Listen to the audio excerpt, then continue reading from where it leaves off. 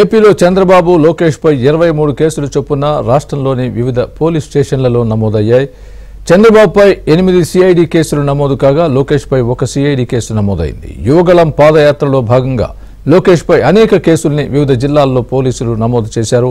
ఇది కాకుండా లోకేష్ పై SC ST case కూడా నమోదైంది. ఈ కేసుల వివరాలను నామినేషన్ల సందర్భంగా ఫామ్ 7లో దాఖలు చేయనున్నారు.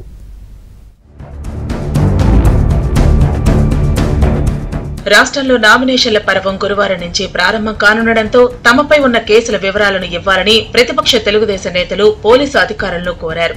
తనపై ఉన్న కేసుల వివరాలను వెంటనే ఇవ్వాలని టీడీపీ అధినేత చంద్రబాబు నాయుడు మార్చి 1వ తేదీన రాష్ట్ర డీజీపీకి లేఖ రాశారు. అయినప్పటికీ ఆయన వద్ద నుంచి స్పందన లేకపోవడంతో చంద్రబాబుతో పాటు లోకేష్, అచ్చెన్నాయుడు, అయ్యన్న పాత్రుడితో పాటు పలువురు నేతలు హైకోర్టును ఆశ్రయించారు. దీనిపై గత వారం జరిగిన విచారణ సందర్భంగా పోలీసులు తమకు కేసుల వివరాలు ఇవ్వటం సాధ్యం కాదని వారి తరపున న్యాయవాది చెప్పగా హైకోర్టు ఎందుకు ఇవ్వలేదని ప్రశ్నించింది.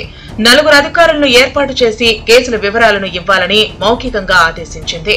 మంగళవారం జరిగిన విచారణ సందర్భంగా హైకోర్టుకు ప్రభుత్వ న్యాయవాది పిటిషనర్లకు మెయిల్లో కేసుల వివరాలు పంపినట్టు పేర్కొన్నారు. దీనిపై టీడీపీ పొలిట్ బ్యూరో సభ్యులు వర్ల రామయ్య రాసిన లేఖకు స్పందించి రాష్ట్రంలో తెలుగుదేశం తరపున పోటీ చేస్తున్న 144 మంది అభ్యర్థుల కేసుల వివరాలను కూడా పంపినట్టు వివరించారు.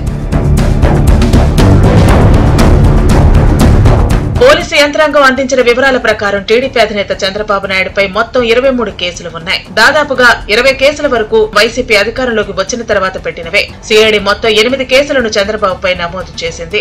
స్కిల్ డెవలప్మెంట్ తో పాటు ఏపీ ఫైబర్ నెట్, రాజధాని ఇన్నర్ రింగ్ రోడ్ అలైన్మెంట్ మార్పు, రాజధాని అసైన్మెంట్ భూములు, ఉచిత ఇసుక, మద్యం డిస్టిలరీలకు అనుమతి ఇచ్చిన అంశంపై కూడా కేసులు నమోదు చేశారు.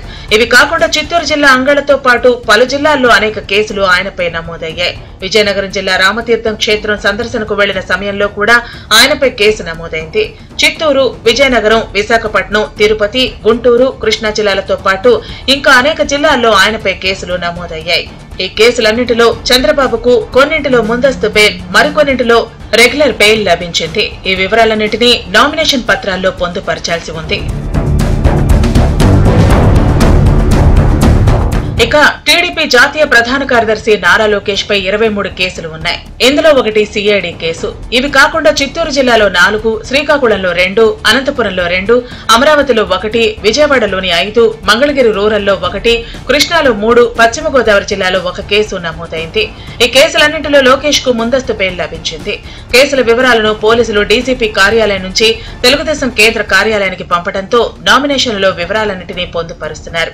రాష్ట్రంలోని మిగతా అభ్యర్థులపై ఉన్న కేసుల వివరాలను కూడా ఆయా నియోజకవర్గాల నుంచి పోటీ చేసే అభ్యర్థులకు, లోక్సభ అభ్యర్థులకు పంపుతున్నారు.